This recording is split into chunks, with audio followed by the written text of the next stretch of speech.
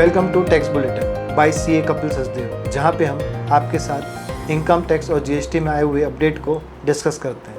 तो शुरू करते हैं आज का पहला सेगमेंट।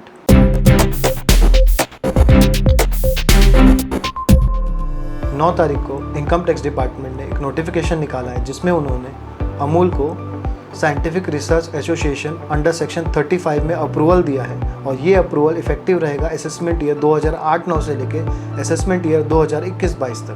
16 अप्रैल को सीबीडीटी ने एक प्रेस रिलीज जारी किया है जिसमें उन्होंने बताया है कि फाइनेंशियल ईयर 23-24 में सीबीडीटी ने total 125 advance pricing agreement sign किए विद वेरियस टैक्स पेयर, जो कि इंटरनेशनल ट्रांजैक्शन को प्रमोट करेगा और ट्रांसपेरेंसी प्रोवाइड करेगा। 21 अप्रैल को इनकम टैक्स डिपार्टमेंट ने एक प्रेस रिलीज जारी किया है जिसमें उन्होंने बताया कि फाइनेंशियल ईयर 23-24 का नेट डायरेक्ट टैक्स कलेक्शन जो रहा है 19.58 लाख करोड़ रहा है, जो कि 17.70% की ग्रोथ दिखाता है कंपेयर टू फाइनेंशियल ईयर 22-23 से। 23 अप्रैल को इनकम टैक्स डिपार्टमेंट ने एक नोटिफिकेशन निकाला है जिसमें उन्होंने बताया है श्री रामानुज कोट लक्ष्मी वेंकटेश मंदिर इंदौर के रिपेयर मेंटेनेंस और रिनोवेशन में जो भी कोई डोनेशन देगा उसको ATG में डिडक्शन मिलेगा और ये जो डिडक्शन है मैक्सिमम 1,63,00,000 रुपए तक का ही मिलेगा या फिर 31 मार्च 2029 तक का ही एप्लीकेबल है। सीबीडीटी ने 25 अप्रैल को एक सर्कुलर जारी किया है, सर्कुलर नंबर 7/2024, जिसमें उन्होंने बताया है कि फॉर्म नंबर 10A और 10AB जो ट्रस्ट को फाइल करना होता है उसमें बहुत सारे टैक्स पेयर को दिक्कत आ रही थी, जिसके कारण उनके पास बहुत सारा रिप्रेजेंटेशन आया। उसको देखते हुए फॉर्म 10A और 10AB की डेट बढ़ा के 30 जून 24 कर दी गई है।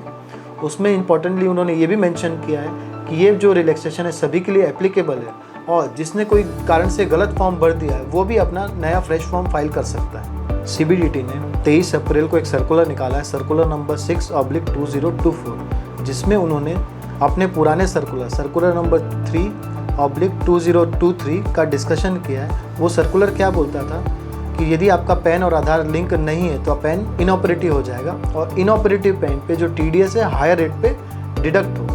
अब इसमें प्रॉब्लम क्या आ रही थी, बहुत सारे TDS डिडक्टर ने नॉर्मल रेट पे TDS डिडक्ट कर दिया, हायर रेट पे TDS डिडक्ट नहीं किया।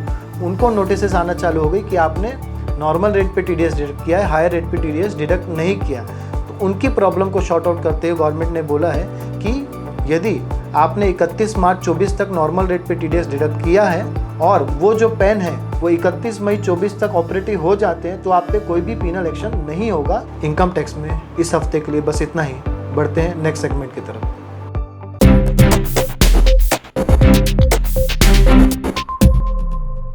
जीएसटी में इस हफ्ते सिर्फ एक अपडेट है जो कि 26 तारीख को आया है। उसमें जीएसटी ने ये बताया है कि जीएसटी की जो वेबसाइट है वो एक मेजर अपडेट ला रही है जो एप्लीकेबल आपको देखने मिलेगी 3 मई 24 से।